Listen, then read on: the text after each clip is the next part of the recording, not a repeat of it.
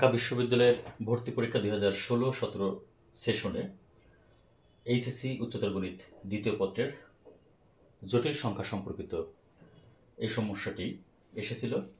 প্রশ্নটি বলা হয়েছে 1/a+i সমান i/a-i হলে a ইকুয়াল টু হোয়াট। ওকে, অর্থাৎ এখানে a ইকুয়াল টু কি সেটা বের করতে বলা হয়েছে। তো আমরা যদি এখানে এই সমীকরণটা আমরা একটু দেখি, left hand side right hand side আকার একটু, এখানে তো ভগ্নাংশ আকার আছে দুই পাশে, আমরা একটু সরল আকার নিয়ে আসি। তাহলে আমরা এখান থেকে সরাসরি লিখে আমরা লিখতে পারি এখানে এটার সাথে আমরা এটা গুণ করলে কি পাই, ai প্লাস কত আই স্কোয়ার, আর এখানে এ থেকে গুণ করলে ওয়ানের সাথে a মাইনাস আই গুণ করলে a মাইনাস কত আই।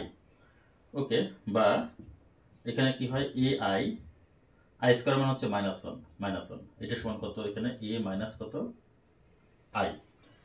এখন ai মাইনাস 1 ইকুয়াল টু কত, a মাইনাস আই। তাহলে আমরা এখানে এই দুটি এখানে লেফট হ্যান্ড সাইড এবং রাইট হ্যান্ড সাইডকে আমরা এমনভাবে লিখবো, আর প্রথমে বাস্তব অংশ তারপরে আমরা জটিল অংশ আকারে লিখবো। দ্যাট মিনস আমরা লিখতে পারি এখানে -1 আর এখানে কি হবে প্লাস ai, এটা সমান কত মাইনাস, এখানে হবে a মাইনাস আই হবে, a মাইনাস আই। ওকে, অর্থাৎ এখানে লেফট হ্যান্ড সাইডে যে জটিল সংখ্যাটি আছে -1 প্লাস ai, আর রাইট হ্যান্ড সাইডে যে জটিল সংখ্যাটি রয়েছে a মাইনাস আই।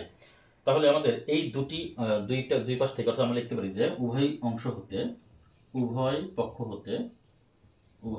হতে বাস্তব ও কাল্পনিক অংশ সমীকৃত করে পাই। এটার অর্থ হলো এখানে বাস্তব অংশ হচ্ছে -1 আর এখানে বাস্তব অংশ হচ্ছে a, এখানে কাল্পনিক অংশ হচ্ছে প্লাস a আর এখানে কাল্পনিক অংশ হলো -1।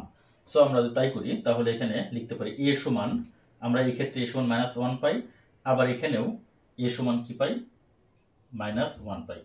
তার মানে আমাদের এখানে বলা আছে a ইকুয়াল টু হোয়াট, তার মানে a ইকুয়াল টু কি হবে, -1 হবে, a ইকুয়াল টু -1। তাহলে এটি আমাদের এখানে সঠিক উত্তর। খুবই সহজ, আমরা খুব সহজভাবে আমরা সমস্যাটি সমাধান করলাম। এখানে যদি এরকম দেওয়া থাকে তাহলে আমরা কি করবো, আড়াআড়ি গুণ করে আমরা এখানে সরল আকার নিয়ে আসলাম। এখানে তো ভগ্নাংশ লেফট হ্যান্ড সাইডে ভগ্নাংশ আকার, রাইট হ্যান্ড সাইডে ভগ্নাংশ আকার। তো এখানে আমরা আড়াআড়ি গুণ করলাম, গুণ করার পর আমরা পরবর্তীতে আমরা কীভাবে সাজালাম, এখানে যে জটিল সংখ্যা তো বাম পাশেও ডান পাশেও, তাহলে আমরা বাস্তব অংশ আগে নিলাম এবং জটিল অংশ পরে নিলাম, পরে দুই পাশে থেকে আমরা কি করলাম, বাস্তব এবং কাল্পনিক অংশ সমীকৃত করলাম। সমীকৃত করে দেখলাম যে এর মান -1 আসে। সো আমাদের এখানে সঠিক উত্তর -1 হবে।